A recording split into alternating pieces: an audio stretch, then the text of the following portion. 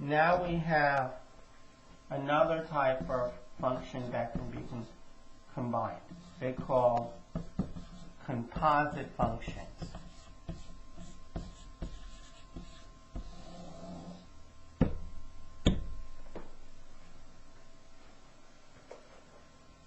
If instead of a dot you have a circle, f circle g of x, this is defined to be f of g of x.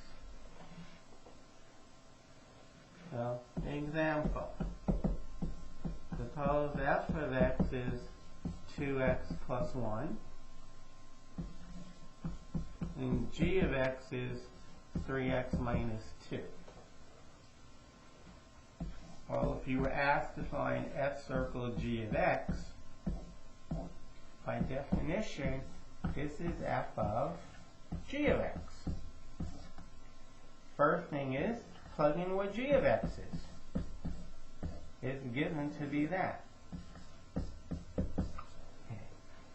What is, and here's the rule right here. What does f do to what you put in the brackets? And in defining a function, you put a simple thing in the brackets, like x. You want to put 7x plus 20. Too complicated. What's being done to x on the right side is being multiplied by 2, and then we add 1 to it. That is, whatever, x is a dummy variable. Whatever you plug between the brackets, in this case x, what does f do to it? It multiplies it by 2 and adds 1. Regardless of what goes in the brackets, and here's what's in between the brackets of f, whatever goes in the brackets, you multiply by 2, and you add 1. And then you get 6x minus 4 plus 1, or 6x take away 3. Of course, there's no reason why you can't. So this is, for obvious reasons, this is called the FOG function. FOG is FOG. This function is called the GOF function. Somebody asked you what this is. Well, by definition, it means g of f of x. Notice the order of the letters never change. G, f, and then x. G, f, and then x. F, G, x. F, G, x. So this is g of f of x. And f of x is still 2x plus 1. Same functions as before. Same two functions. Now, what does g do to x? What does g do to x? It multiplies by 3, takes away 2.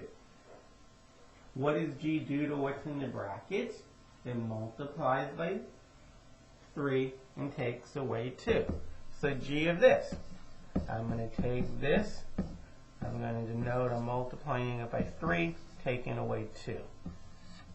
And we get 6x plus 3 minus 2, 6x plus 1. But I should state the domain. Maybe x can't be 4, for example. But that's coming up. Now, you can have other functions, like maybe f circle f of x. Well, this is f of x.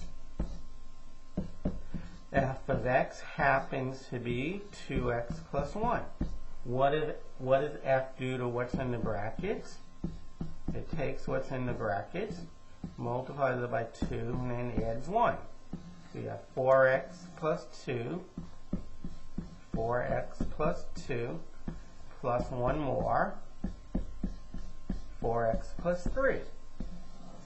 And that's what you get for the f circle f function.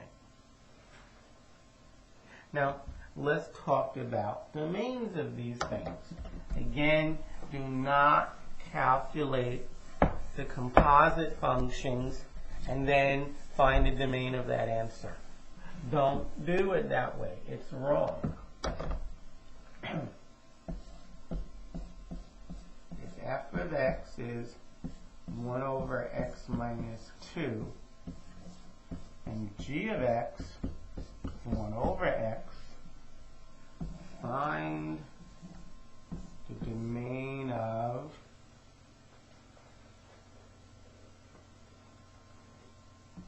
G circle F and the domain of G circle G. That's part A. And part B is find G circle F of x and G circle G of x. Alright, so now let's do part A. A and B together. Let's find the domain of this and what it equals. Well, by definition, this is G of f of x. And f of x is 1 over x minus 2. And G takes the reciprocal. That's the job of G.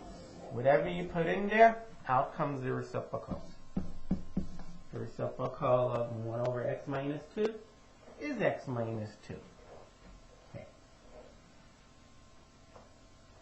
Now, let's be careful about finding their domain. What is the domain of G circle F? Well, we are taking f for something. That something happens to be x. What can you not take f of? What can you not take f of? You cannot plug in 2. In here, you can't plug 2, because then you'll get 1 over 0. So what I'm taking f of, namely x, it cannot be 2. Okay. What are you taking? Now you're taking g of something. You're taking g of this. You're taking g of 1 over x minus 2. What can it not be? It has nothing to do with 1 over x minus 2. It has to do with what you can and cannot take g of. You can't take the reciprocal of 0. That is, that cannot be 0. But will it ever be 0? Will it ever be 0? A fraction is 0 when the top is 0 and the bottom is not. That's 0. Our top is always 1 and the bottom is whatever. It doesn't matter what the bottom is. This will never equal 0. Because I don't care what you plug in for x. When you take away 2 and you multiply it by 0, you'll get 0, which is never 1. So this will never happen. So the only thing is that survived is x cannot be 2. X cannot be 2. That's the domain. Okay? So back in the function, you should say GOP of x is equal to x minus 2, but x can't be 2. X cannot be 2. Alright. That's half of the problem. Let's do the same problem with the GOG function, G circle G.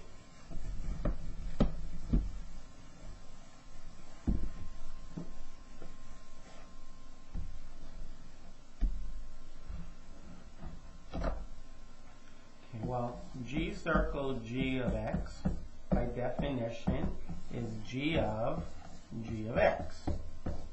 But G of x is 1 over x.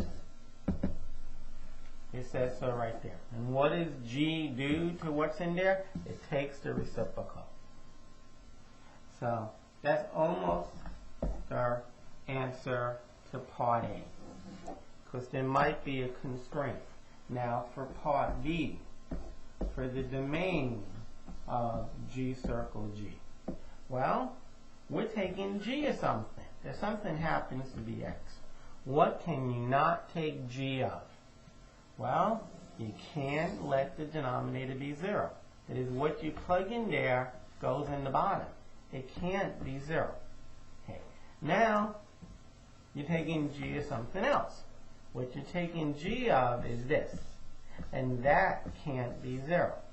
But you know what? This is never 0. This will never happen. You'll never be taking g of 0. Because g of x is never 0. 1 divided by x can never be 0. Because the top is 1. So the only constraint is x cannot be 0. Alright, let's do one more where you can have constraints in both cases.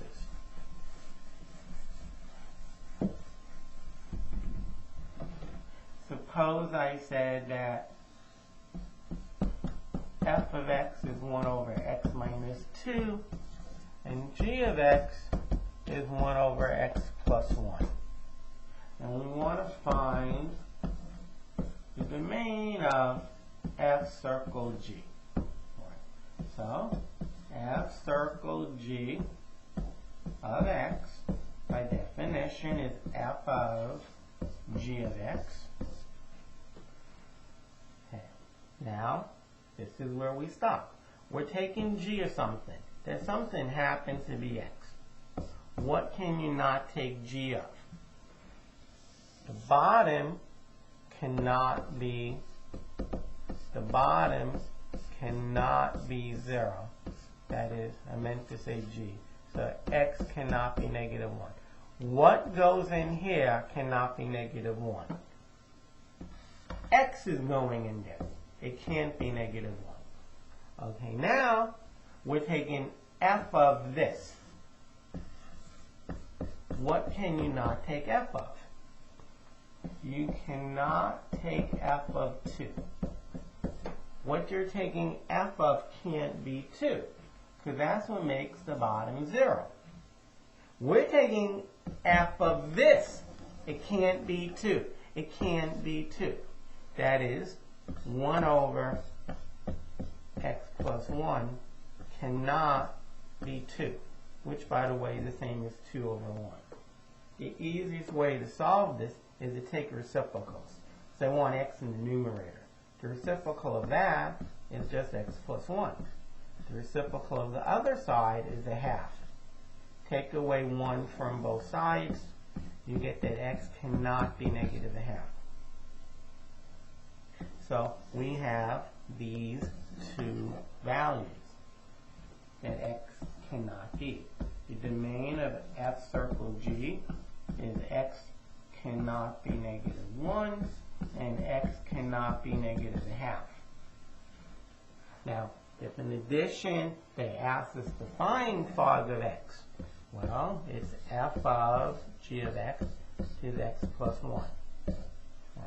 Now, what does f do in words? What does f do to what goes in the brackets? Well, first, it puts it in the denominator, and it takes away 2. And it puts a 1 on the top.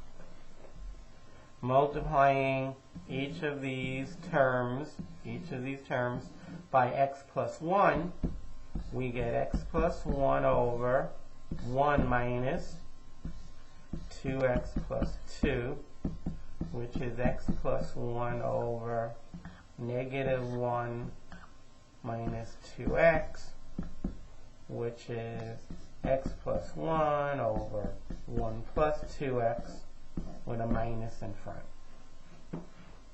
Now, that's what fog of x equals, but you need to say that x cannot be negative 1 or x cannot be negative a half. Now, when it comes to negative a half, that's going to make this 0 anyways. And that won't be allowed. So you don't even really have to state that. It's understood. Because if you plug negative a half in, you'll get negative a half over 0, which is undefined. But if you plug 1 in, if you plug in negative 1, you get 0. But you really don't. it's undefined at -1. Before you find a domain, in order to find a domain of combination of functions or composite of functions, do not combine the function till the end. Do not. Okay, because if you do that, you might come up with erroneous answers.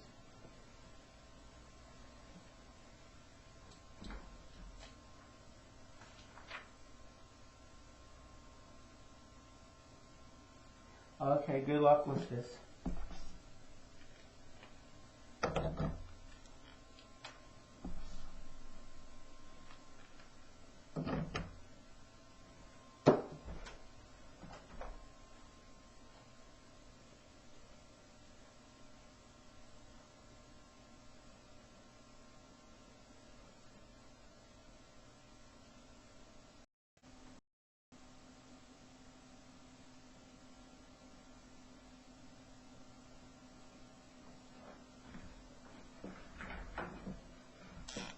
Okay, we're going to talk about one-to-one functions.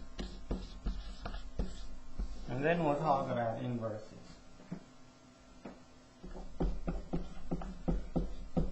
First thing is to define the horizontal line test.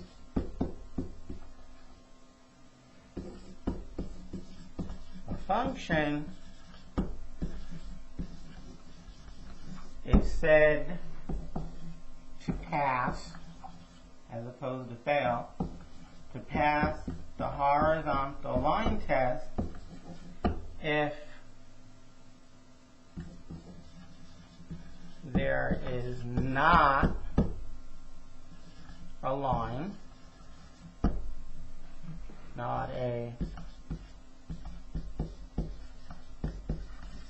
horizontal line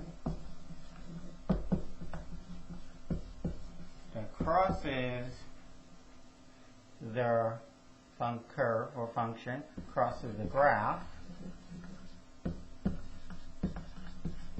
in more than one place. A function is said to pass the horizontal line test if there is not a horizontal line that crosses the graph in more than one place. Okay. Now we will define one-to-one function. Okay? Here are two definitions. Of course, you only have to satisfy one. They're the same.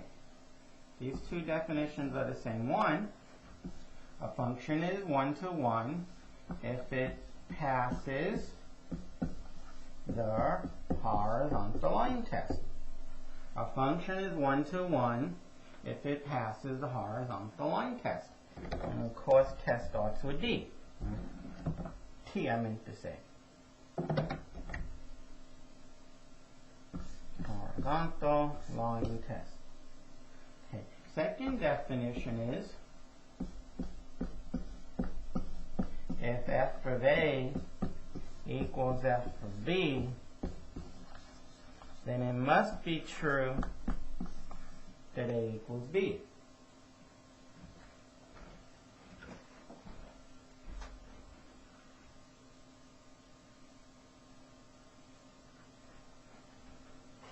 Otherwise, the graph would fail the vertical line test. Let's look at that a little bit more carefully.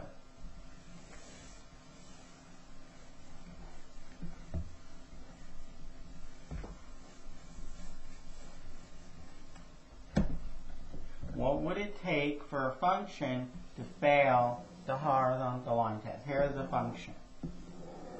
This function is not one-to-one because I can find a horizontal line. There it is. I found the horizontal line that crossed the graph in two places. If we call them A and B, well, it turns out that f of A equals f of B.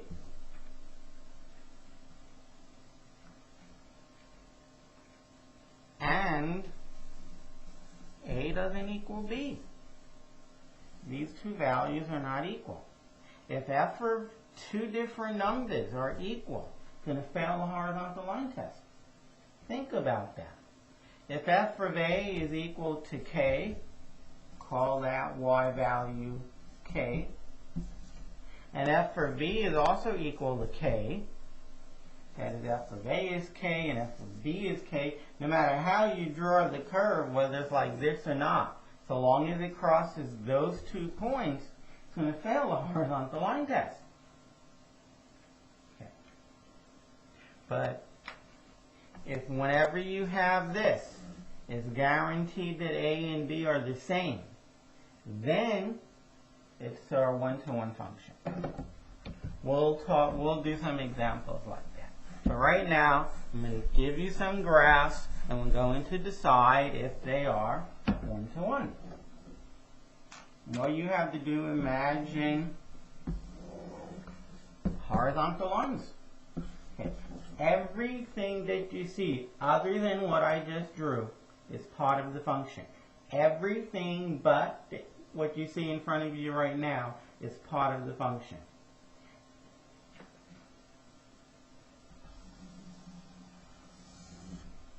Okay, this is not one-to-one because I can find a horizontal line that crossed the graph in more than one place. So let me see what I wrote on the line before.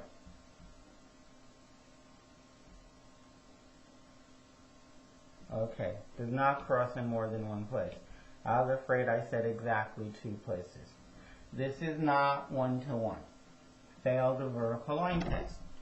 Now, here's the x and y axis. Everything else I'm about to draw is part of the function. Suppose the function goes like this. This function is one-to-one. So let's label that. This is not one-to-one. It's not one-to-one. This one is one-to-one because no matter which horizontal line you consider, it will never cross the graph in more than one place. The lines I drew, they crossed in one place. But you will never ever find a line, horizontal line, that will cross in more than one place. Here is the x and y axis. Anything and everything else I draw is part of the graph. Suppose the graph looks like this, very similar to the last one. Suppose the graph looks like that. Well, this is not one-to-one because I can find a horizontal line that crosses the graph in 2 places. Right there and right there. They crossed here and they crossed there. Crossed the graph in 2 places. But you know what? Any other horizontal line will cross the graph in 1 place. Okay, let's look at this one.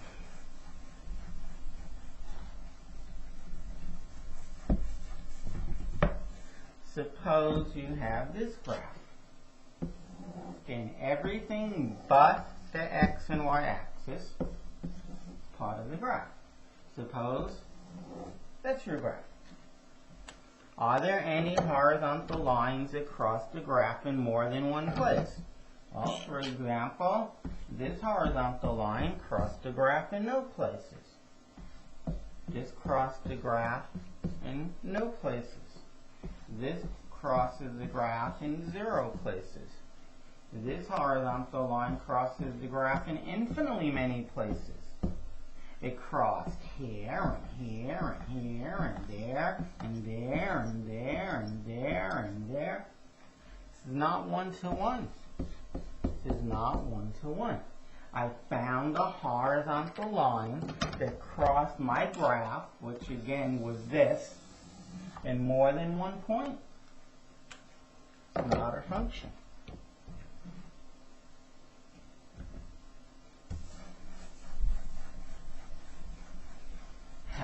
that gives you a graph like this. Goes straight up, and then horizontal, and then up again. And it doesn't really matter where the axes are. Is this the graph of a one-to-one function? For example, and let's suppose in this problem that the graph ends right here, and it ends right there. Okay, so for example, this horizontal line that I'm about to draw, this one right here, it crosses the graph in no places. This horizontal line, no places. This horizontal line in one place. This horizontal line in one place. This horizontal line up here, it crosses in no places. However, this horizontal line crosses the graph in more than one place. It crossed everywhere in that interval. This is not one-to-one. This is not one-to-one.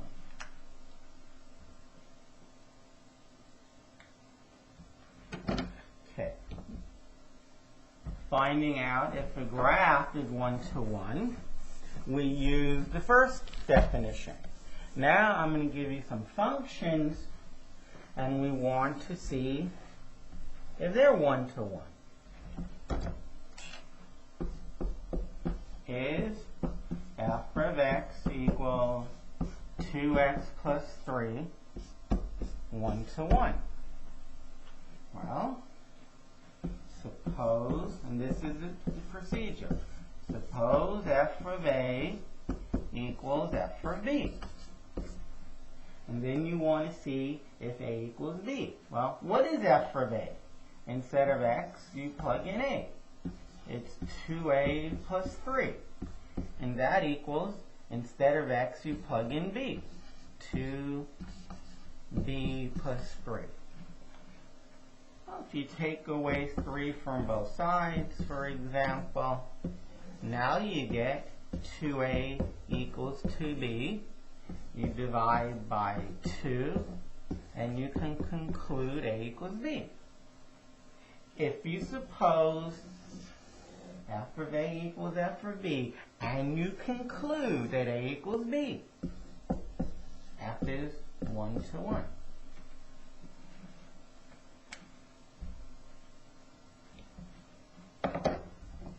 Let's try another one. You assume f of a equals f of b, and then you see if you can get that equation to say a equals b. Is f of x equal x squared plus 3 1-to-1? Okay, how do you tell or decide? Suppose f of a is equal to f of b. Well, what does f do to what you put in the brackets? It squares it and adds 3. They put a in the brackets, okay, I'll square it and add 3. B, I'll square it and add 3. But these are said to be equal. We're assuming f of a equals f of b. Take away 3 from both sides, and you know that if you square a, or if you square b, they're equal. If you square two numbers and you get the same answer, do they have to be equal? The answer is no. For example, -3, if you square it, that is the same as squaring 3. Squaring 3. They're both 9. But notice, when I'm squaring, they're not equal. We know that a is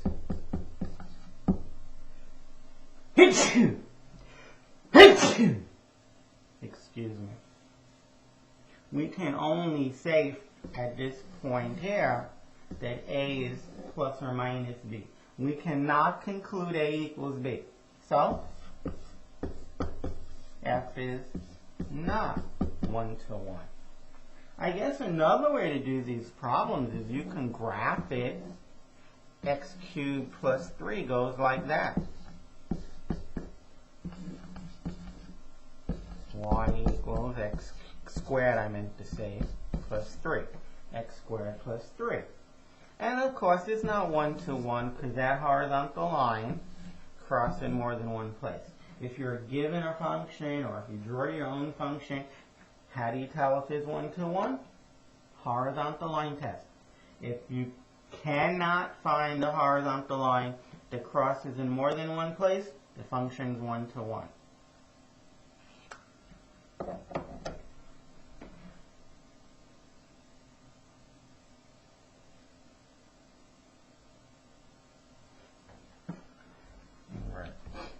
Try this one. What if I tell you f of x is x cubed minus 5?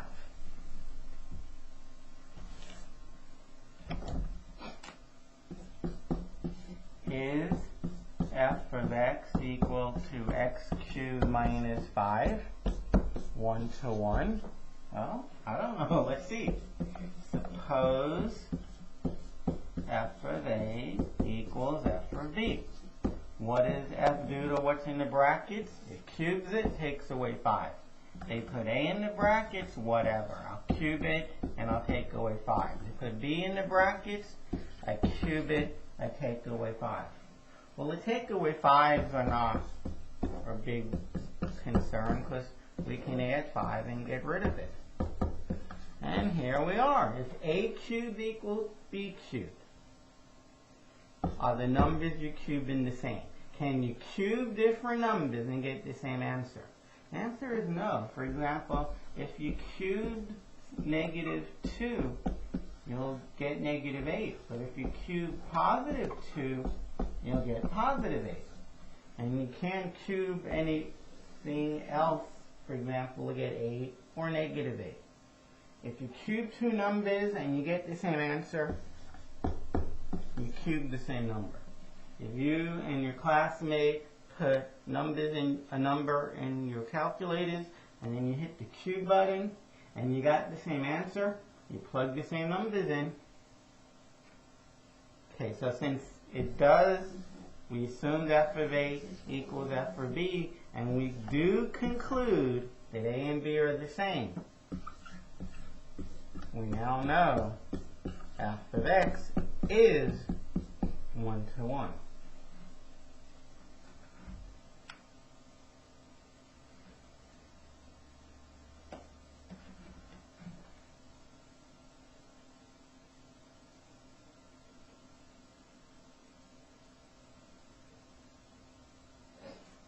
All right.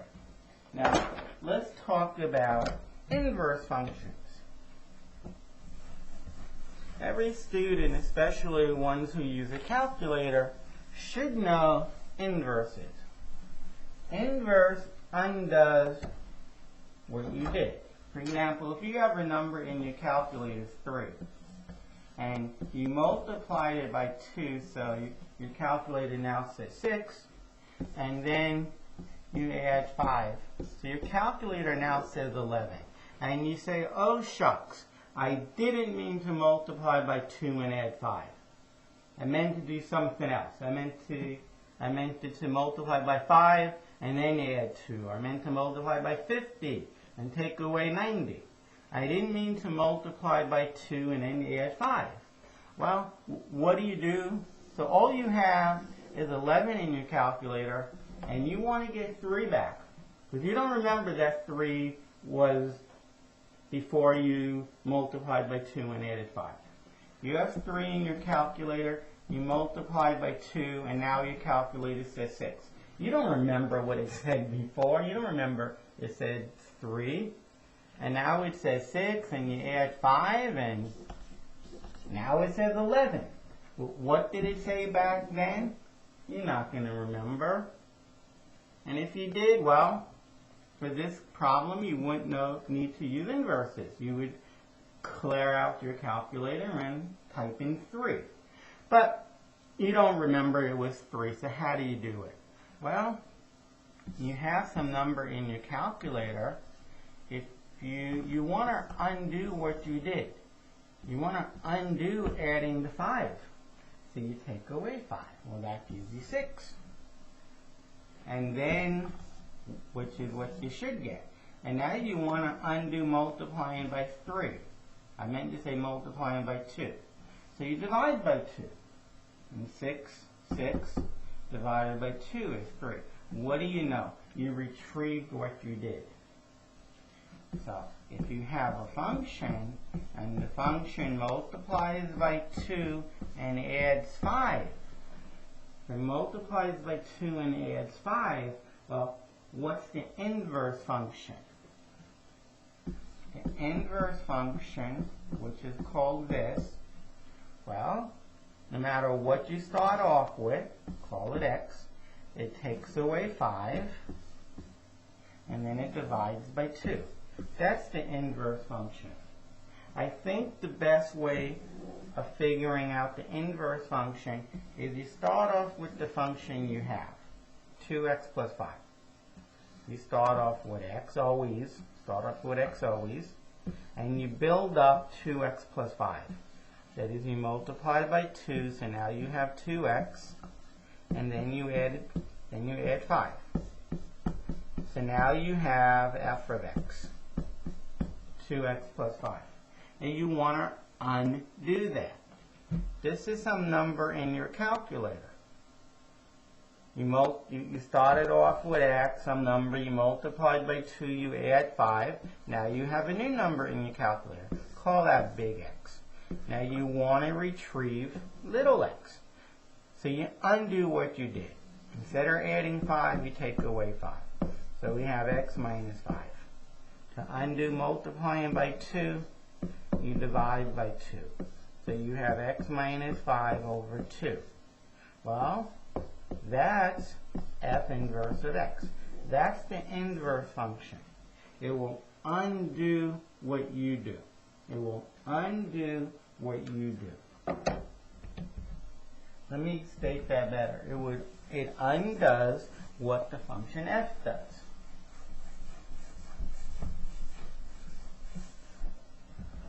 For example, if f of x, if f of 3 is equal to 6, then the inverse function, it will take your answer, if you evaluate it at your answer, it will get you back the original number you plugged in, 3.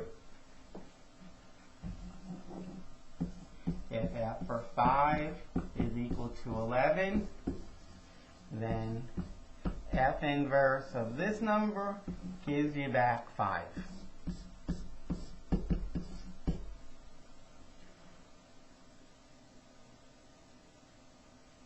So if I tell you if f of 2 is equal to 7, then f inverse of 7 is what number? You should say 2.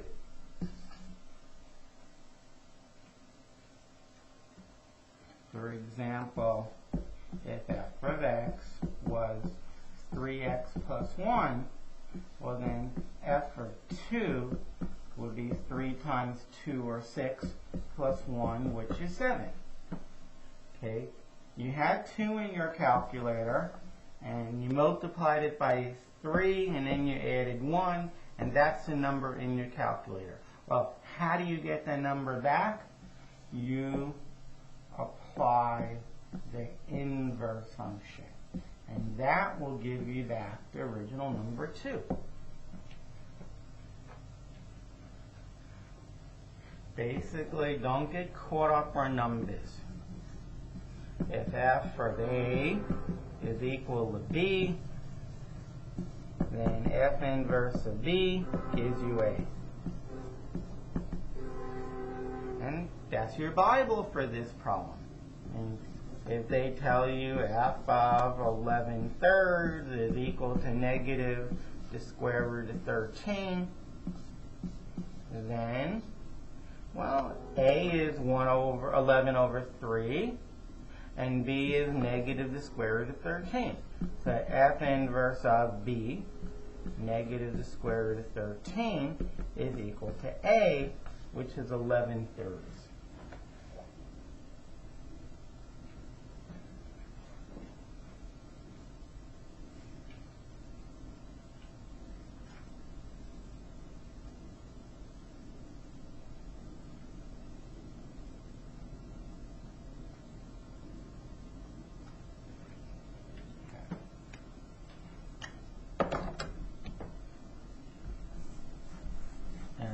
inverses have the following property.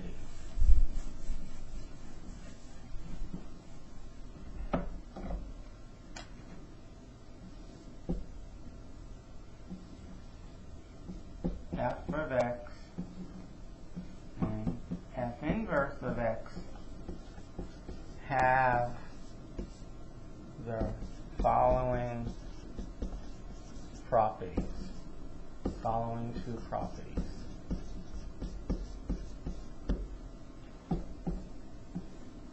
F circle F inverse of x is equal to x, and F inverse circle F of x is x. Two functions are inverses mean that must be true. If those two statements are true, then F and F inverse are inverses.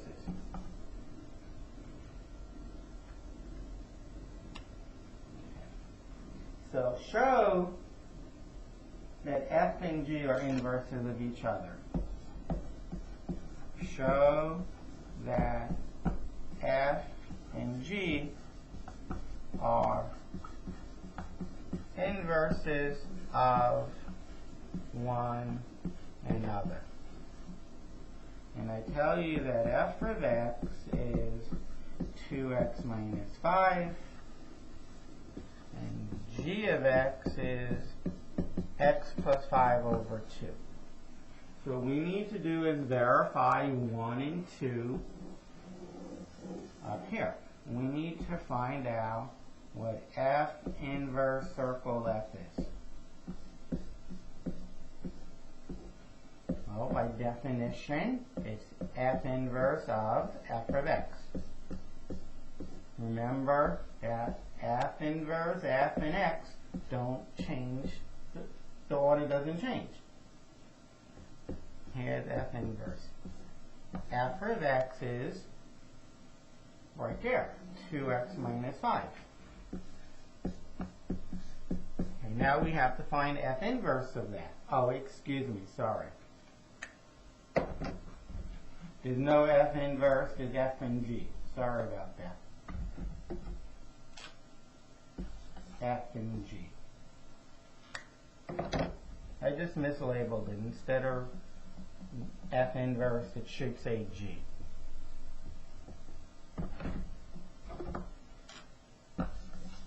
First G, then F, then X. G, F, X. The order didn't change. Well, what does G do to anything you put in the brackets? Well, read the rule. What does G do to what's in the brackets? It takes what's in the brackets, it adds 5 to it, then it divides by 2. Okay? I take what's in the brackets, 2x minus 5. I add 5 to it, and I divide by 2. Minus 5 plus 5 is 0. I get 2x over 2, which is x, which is what I wanted. Okay, so the first criteria has been met. Now I reverse it. I do F circle G of x. This is F of G of x. Well, what is G of x? It's x plus 5 over 2. I just replaced what that equals. Now what does F do? What is the F function? No matter what you put in the bracket, you put x in the bracket, what does it do to it? It multiplies it by 2, takes away 5. Okay, I take what's in the brackets, I denote that I'm multiplying it by 2 and taking away 5. The 2's cancel, so I get x plus 5 minus 5, but that's x. F and G are inverses. F and G are inverses. They're just calling that G. They're calling F inverse G. They could have called it Q. They can call it anything they want.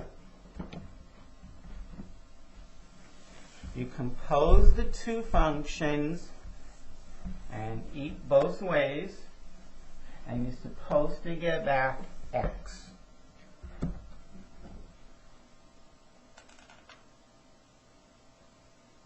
Suppose you have f of x is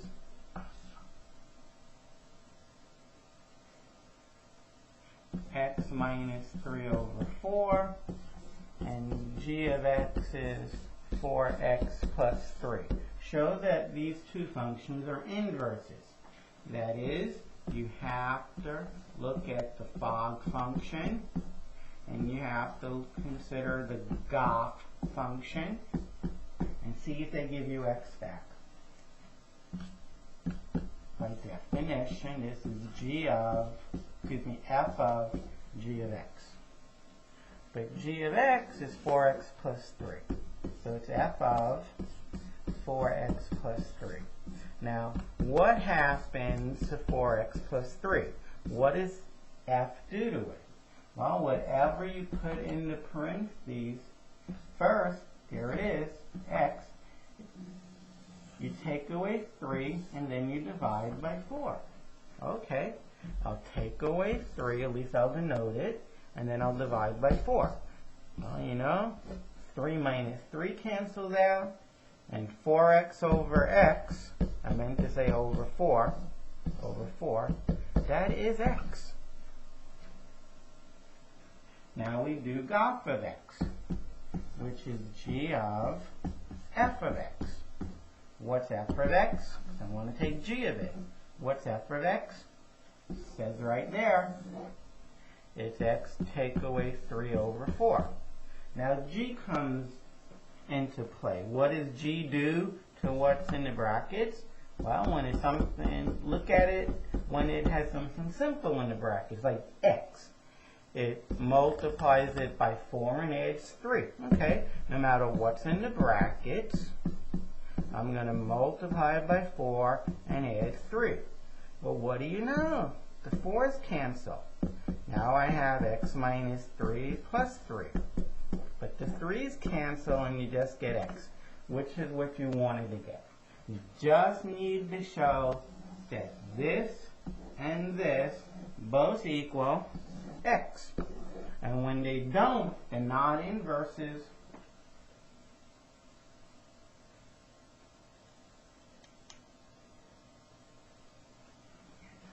Now, a good thing to be able to do is to find inverses on your own. I tend to do it differently than most people and most textbooks.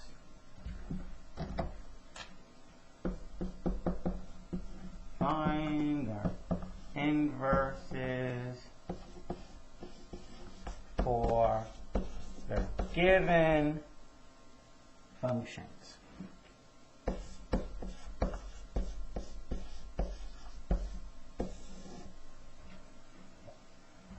Suppose I tell you that f of x is equal to 3x minus 5.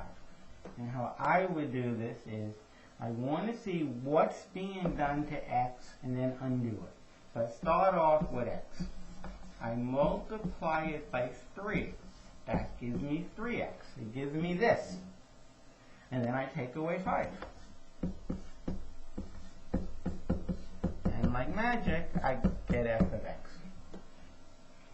Think about what you would do if I said x is 7. How would you find f for 7?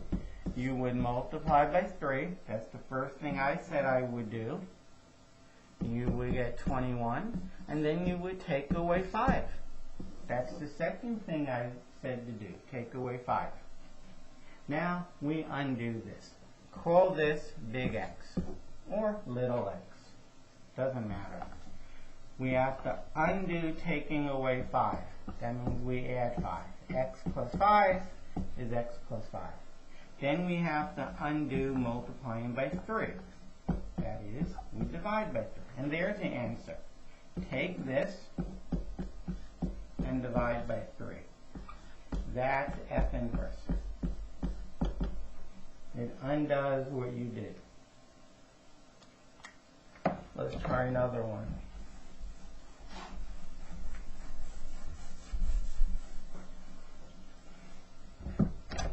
Suppose I tell you that g of x is 1 over x plus 2.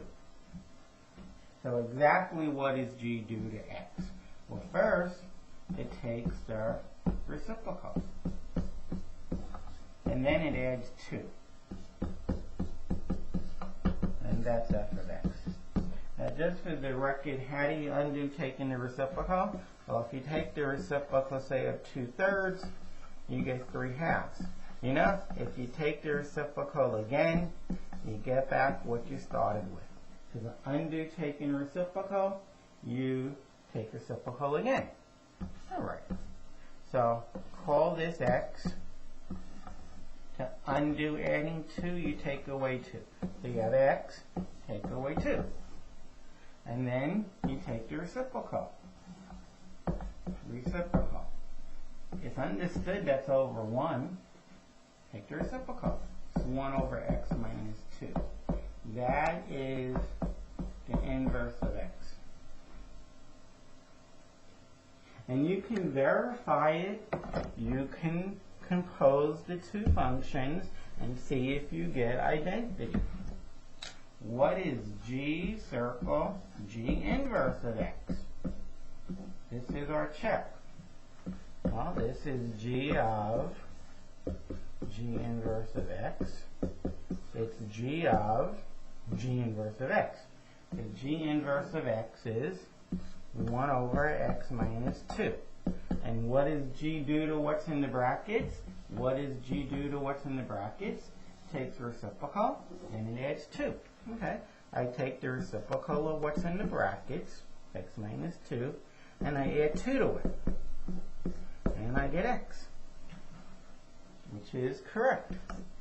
But you have to do it the other way as well. G inverse circle g of x. This is g inverse of g of x. That is, it's g inverse of g of x. And g of x, reading from the very top line, is 1 over x plus 2. Now, what does g inverse do? What does g inverse do? It takes away 2 from x, and then it takes the reciprocal. That's how I would say this rule in words. What's being done to what's in the brackets? You take away 2, that gives you x minus 2, and then you take the reciprocal. So, it takes what's in the brackets, it takes away 2, and then it reciprocates that. Well, what's in the bottom is just 1 over x, because 2 minus 2 is 0. But that's x. 1 divided by 1 over x is just x. So that is the right inverse. And not only did we find the inverse, g inverse of x, but we verified we were right. On an exam, for example, check it, make sure. That way you know when you leave the test, and there's no doubt in my mind I got that problem right, or no doubt in my mind I got that problem wrong.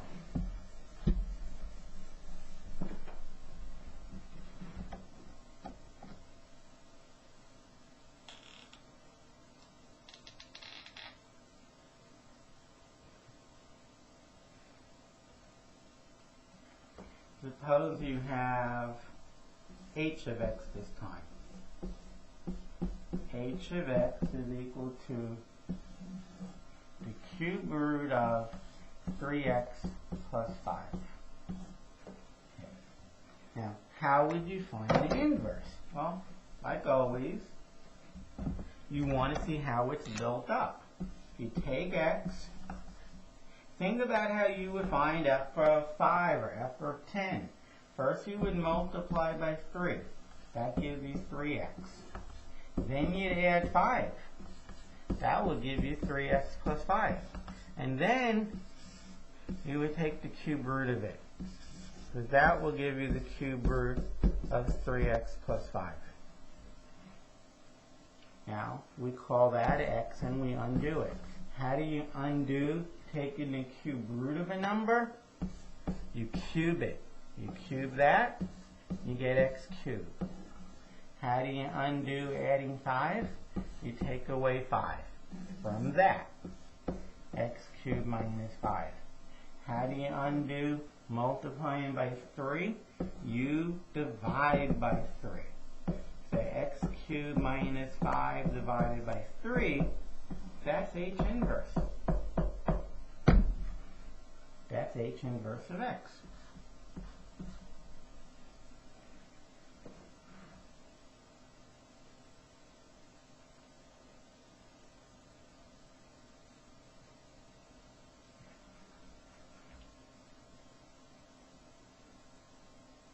Now sometimes you can't get away doing it the way I'm showing you. But I think when you can, what I'm showing you is a nice way to do inverses, or define inverses. Suppose you have that f of x is x minus 2 over x minus 4. Now how would you undo that?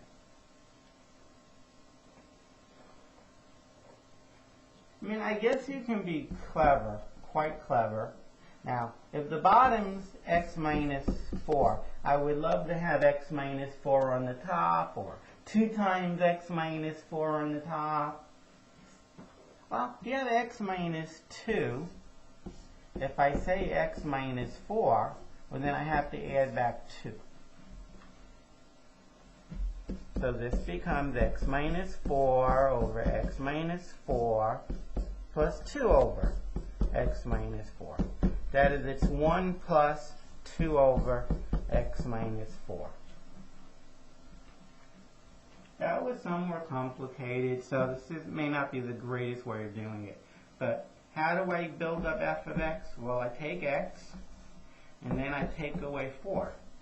That gives me x minus 4. And then I take the reciprocal. That gives me 1 over x minus 4. And then I multiply by 2. That gives me 2 over x minus 4. I have this. And then I add 1 to it. I add 1. So I have 1 plus 2 over x minus 4, which is f of x. Now we undo it. Call this mess x. Undo adding 1 by taking away 1. X minus 1.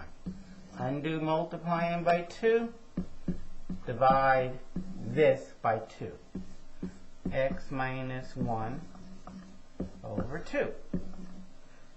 To undo the reciprocal, you do the reciprocal again. Flip it over. You get 2 over x minus 1. To undo taking away 4, you add 4. So you have 2 over x minus 1 plus 4, and this would be f inverse of x. If you wanted to, you can get a common denominator, which would be x minus 1.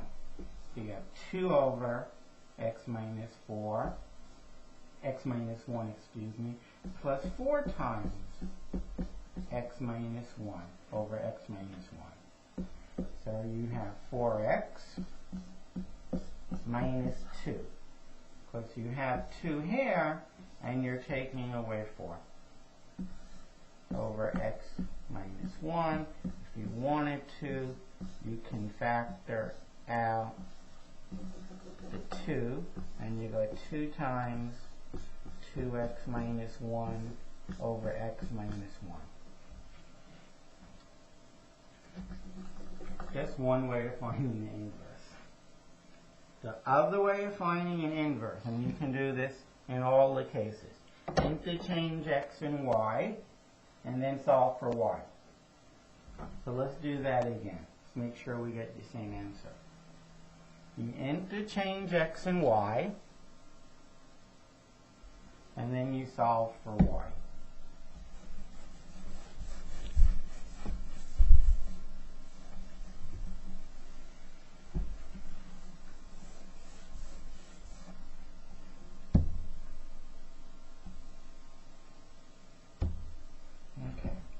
So remember, f of x is y. So y equals this. Interchange x and y. Instead of y, put x. Instead of x, put y. Now solve this for y. This bottom times x is equal to y minus 2.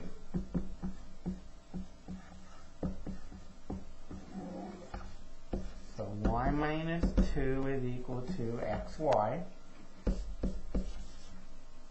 minus 4x. Bring all the y's together on the left side. Bring the 2 over, bring the xy over.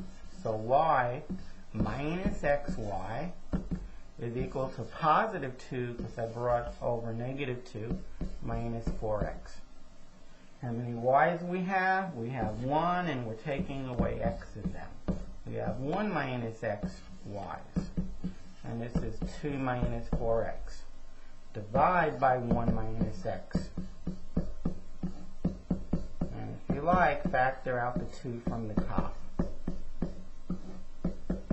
Okay, if you multiply the top and bottom by negative 1, you should get exactly what we had down here. Oh, and one last thing. Instead of y, put y inverse. Or f inverse of x.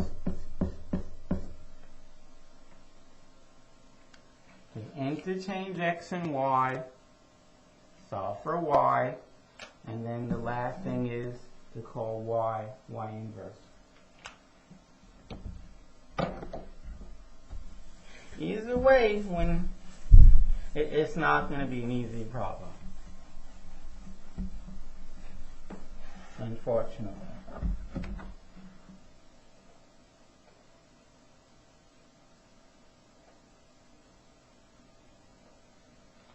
Now, how would you graph a function given f of x? If f of x, if y equals f of x, looks like this. Well, first, let me put this down. It'll make my life easier. That's the line y equals x, and it's very helpful in finding inverses. If this here was f of x, then the inverse is just a mirror image across the line y equals x. That is, it would be not that, but more like this.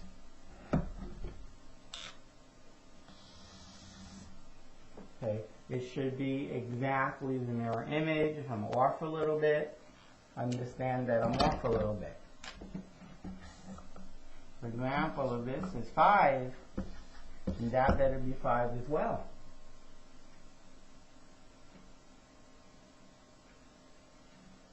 And if this is negative 4, well then the y should be negative 4. We interchanged x and y.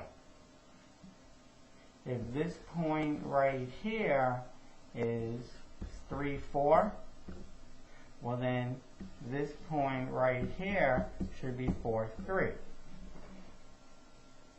It also should be a little bit higher.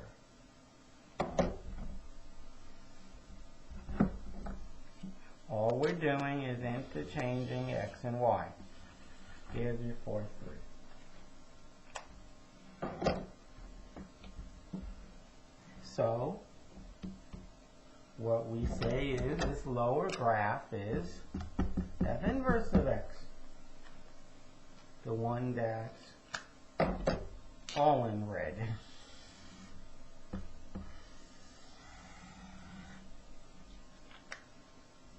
So if you have a function, if you have the graph of a function, drawing the inverse should be very, very routine.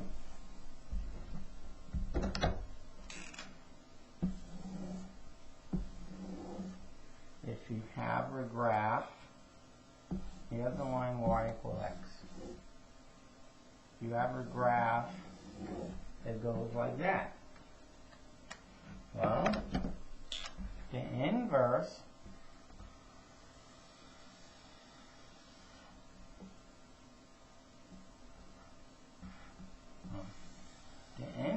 should go like that.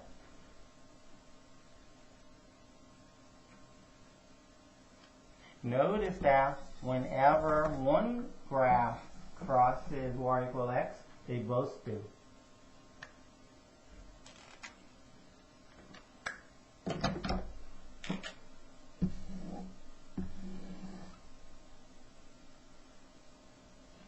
Now, what you can do is the following.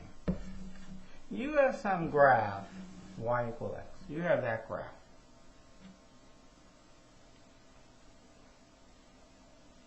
If you wrote, okay, actually, let me have some more space to do this. This is definitely a technique you should see in person, but oh well. If you have some graph, actually, we're really concerned about the x and the y axes. So you have some graph. You should draw a very bold face so you can see it from the back of your paper. If you were to just rotate the paper, then you would have the y-axis here and the x-axis here. What we ultimately want to do is get the x here and the y here. Now, I'm not sure what the graph would look like, but it doesn't matter. You go from here to here by rotating the paper 90 degrees. And then you turn the paper around, it's front to back. That is, you do whatever it takes. You're going to have to be looking through the paper now, through the back of the paper. You want to see x here and y here. The y is going to look sideways, but you should see x here and y here. And if this is what you see, that's the inverse. Okay, whatever it takes. Get x in the top, get y in the bottom right. Don't come and say, oh, I'm gonna call that x and that y. No, because that's not the inverse. Leave the x and the y alone. That is, don't change the writing. Here's x, and here's y, and here's some graph. You're going to have to turn the paper around a couple of times so you get x on the top and y on the bottom right. And again, you're going to have to be looking through the back of the paper. And whatever graph you see through the back of that page, if that's the graph, that's the inverse. That's the inverse. So again, you have your paper like this. You have x and you have y. Rotate it 90 degrees. So now the page is like this, and here's x and there's y. Now flip it around. Okay. Put the bottom onto the top. That is, get x here and the y is still here. And whatever graph you see here, that's the graph you see, and that's the inverse. And that's the inverse.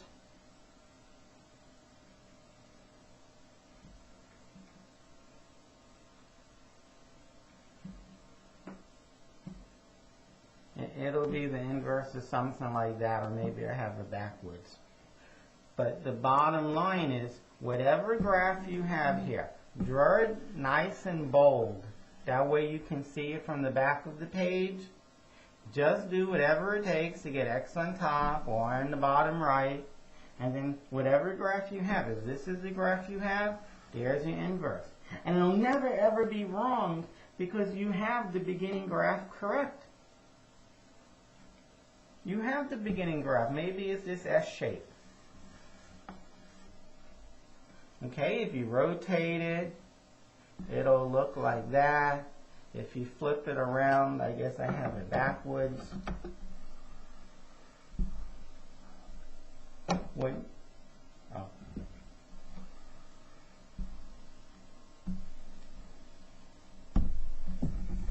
you flip it around, that is, when you get the x on the top and the y on the bottom right, you will have something that looks like that. And that will be your inverse. Draw this nice and dark so you can see it through the page. And you'll never ever get inverses wrong. Excuse me. You'll never graph inverses wrong. Never. They're giving you the graph in a lot of ways.